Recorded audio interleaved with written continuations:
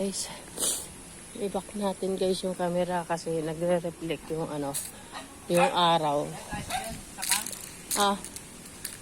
Oo, pala kuya, sasakay kami pero magpipicture pa kami mamaya.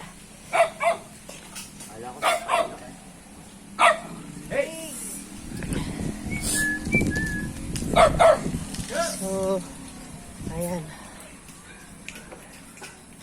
Ito yung mga itsura ng bahay. So dito yung kapatid ko na gustong pumunta kasi sana nga puntahan nyo. Pangalawa sa dulo. Ayan. So pangalawa sa dulo yung tapos abuhin sa may dulo. Ayan. Kaya nga. So sabi nung namamahala dito dapat daw palaging dalawin kasi maaring hindi na ibigay yung lupa kahit na wala naman talagang dito. Pero siyempre sayang pa rin kasi lupa nga. Diba? So ayan, ito yung tsura guys ng mga dito. Ayan. Dati ang ganda nito guys. Malinis tapos may exit pa yung Ayan si mama ko.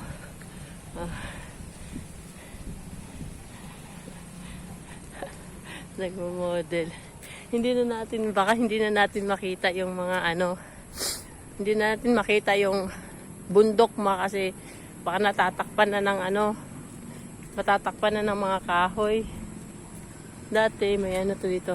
Nandito ba yung simbahan? Ayan, nakikita mo yung simbahan dyan. Ayan guys. So, picture ma.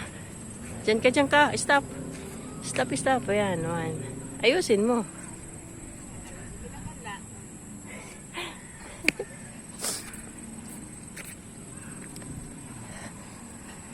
Yan na guys.